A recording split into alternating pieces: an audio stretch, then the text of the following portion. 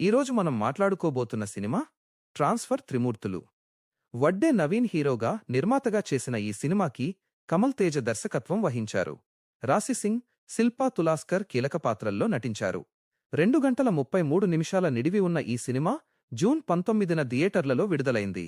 ఇక కథ విషయానికి వస్తే, త్రిమూర్తులు అనే నిజాయితీగల కానిస్టేబుల్ ఎక్కడ పోస్టింగ్ వచ్చినా అక్కడ ఉన్న అధికారులతో గొడవలు పడుతూ తరచూ ట్రాన్స్ఫర్ అవుతుంటాడు. అలా ఒకసారి అరకుకి వెళ్లిన తరువాత అతనికి 20 ఏళ్ల క్రితం జరిగిన ఒక పాత కేసుకు సంబంధించిన వివరాలు తెలుస్తాయి. ఆ కేసులో అతని కుటుంబానికి కూడా సంబంధం ఉండడంతో అసలు అప్పట్లో ఏం జరిగింది, నిజంగా నేరం చేసిన వాళ్లు ఎవరు, ఇన్ని సంవత్సరాలు నిజం ఎందుకు బయటకు రాలేదు అనే ప్రశ్నలకు సమాధానం వెతకడం మొదలుపెడతాడు. ఆ తర్వాత త్రిమూర్తులేం చేశాడు, ఆ కేసు వెనుక ఉన్న అసలు నిజమేంటి అనేదే సినిమా కథ. ఈ సినిమాలో నాకు పర్వాలేదు అనిపించిన విషయం కథకు తీసుకున్న పాయింట్. పాత కేసుని తిరిగి ఓపెన్ చేసి దాని వెనుక ఉన్న నిజాలను వెతకడం అనే ఐడియా థ్రిల్లర్ సినిమాలకు బాగా సెట్ అవుతుంది. అలాగే క్లైమాక్స్ దగ్గర వచ్చే కోర్ట్రూమ్ ఎపిసోడ్ కూడా కొంతవరకు ఎంగేజ్ చేస్తుంది. వడ్డే నవీన్ కూడా తన పాత్రకి తగ్గట్టు సింపుల్గా నటించాడు.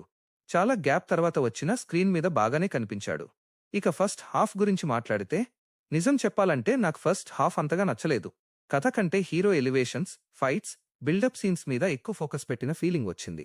ఇన్వెస్టిగేషన్ థ్రిల్లర్గా మొదలైన సినిమా మధ్యలో కమర్షియల్ మాస్ మూవీలా మారిపోతుంది. కొన్ని సీన్స్ చూస్తుంటే కథ ముందుకు వెళ్లడం కంటే టైంపాస్ కోసం పెట్టినట్లుగా అనిపించింది. సెకండ్ హాఫ్లో మాత్రం అసలు కేసు గురించి కొంచెం ఎక్కువ సమాచారం వస్తుంది. కోర్ట్రూమ్ సీన్స్, కొన్ని ట్విస్టులు సినిమా మీద ఆసక్తిని కొద్దిగా పెంచుతాయి. కాని అక్కడ కూడా పూర్తిగా థ్రిల్లర్ ఫీల్ మాత్రం రాలేదు. కొన్ని చోట్ల తర్వాత ఏం జరగబోతుందో ముందే అర్థమైపోతుంది. నాకు అంతగా నచ్చని విషయమేంటంటే, ఈ సినిమా ఒక సీరియస్ ఇన్వెస్టిగేషన్ డ్రామాగా ఉండాల్సింది. కానీ డైరెక్టర్ మధ్యలో మాస్ ఎలిమెంట్స్, అనవసరమైన ఫైట్స్, పాటలు ఎక్కువగా పెట్టడంతో అసలు కథ ప్రభావం తగ్గిపోయింది. అలాగే కొన్ని సీన్స్ చాలా ఓవర్గా అనిపిస్తాయి. ముఖ్యంగా ఒక కానిస్టేబుల్ చాలా పెద్ద స్థాయి వ్యక్తులను ఎదుర్కొనే విధానం అంతగా కన్విన్స్ చేయదు. మరి ఫ్యామిలీతో చూడొచ్చా అంటే, చిన్నపిల్లలతో అయితే చూడకపోవడమే మంచిది. సినిమాలో ఒక సెన్సిటివ్ క్రైమ్ కేసు గురించి మాట్లాడతారు. అలాగే కొన్ని సీరియస్ సీన్స్ కూడా ఉంటాయి. పెద్దవాళ్లు లేదా క్రైమ్ డ్రామాలు చూసేవాళ్లైతే ఒకసారి చూడొచ్చు.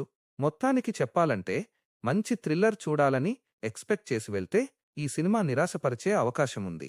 కానీ వడ్డే నవీన్ రీఎంట్రీ ఎలా ఉందో చూడాలి అనుకునేవాళ్లు, లేదా కోర్ట్రూమ్ డ్రామాలు ఇష్టపడేవాళ్లైతే ఒకసారి ట్రై చేయొచ్చు. నా రేటింగ్ 5కి 2. ఈ వీడియో నచ్చితే ఒక లైక్ చేయండి. ఇంకా మన సినిలోకమ్మెక్స్ ఛానల్ని సబ్స్క్రైబ్ చేసుకోవడం మర్చిపోవద్దు. మళ్ళీ మరో మూవీ రివ్యూతో కలుద్దాం ఫ్రెండ్స్.